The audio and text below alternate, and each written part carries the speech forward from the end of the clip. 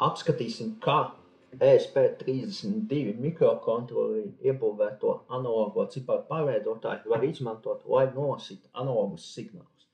Šeit mēs redzam, ka mums ir ESP32 iegūto sistēmu izstrādes plata, pie kuras ir pieslēgts potenciometrs. Potenciometrs tiek izmantots kā analogā signāla avots, jo to regulējot var mainīt sprieguma vērtību, kur tālāk ar mikrokontroleru palīdzību var nolasīt.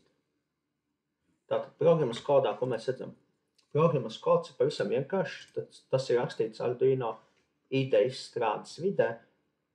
Tajā ir jau iekļauts dažādas bibliotekas, kas saīsina šo programmas kodu, tātad vienkāršojot to.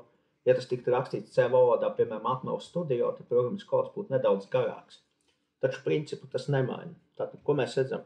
Mums sākumā ir pieslēga vieta, pie kuras mēs nodefinējam, ka tiks nolasīts analogais signāls. Šajā gadījumā tā ir 34. pieslēga vieta, no kuras tātad tiks nolasīts analogais signāls, kas pie tās pienāk. Tātad šeit mēs redzam, ka signāls pienāk no potenciometra, tālāk tas tiek padots uz 34. pieslēga vietu, kas ir viens no iebūvētajiem analogo ciparu pārveidotāju kanāliem, kurā tātad tiks nolasīts šis signāls. Tālāk mums programmas kodā ir mainīgais, kurā mēs saglabājam nolasīto ADC vērtību, jeb analogā ciparu pārveidotāju vērtību.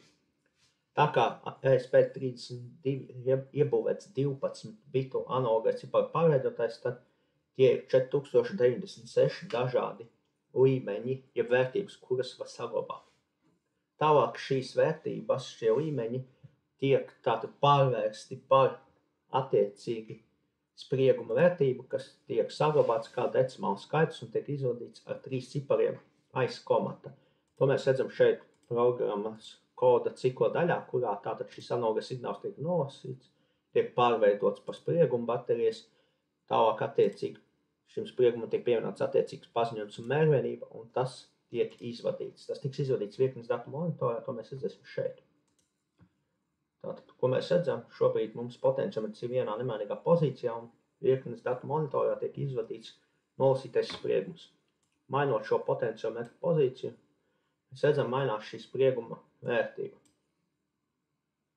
Tātad, ko mēs redzam, ar mikrokontroleru palīdzību mēs varam sekot līdz šim analogam signālam, nolasot to, mērot to.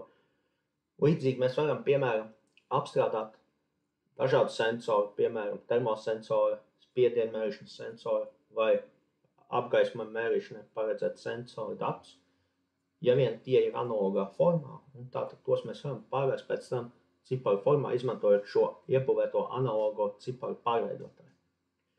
Šis, kā mēs redzam, ir viens no demonstratīviem piemēriem, taču tas nav vienīgais, jo ACP, jeb šo analogo ciparu pārveidotāju, mēs varam izmantot arī, piemēram, lai nolasītu baterijām spriegumu 3,3 voltu robežās, jo tiek izmantots atbalsts spriegums 3,3 voltu, vai arī kādu, piemēram, 1,5 voltu bateriju, ja tas ir zemāks par šiem 3,3, vai kādu sensoru līdz 3,3 voltiem no 0 voltiem. Un tālāk mēs to varam pārvērst mums saprotamā formā, piemēram, atbilstoša sprieguma vērtība par atbilstoša spiediena vērtību vai temperatūras vērtību, atkarībā no tā, kāds sensors tiek izmantots.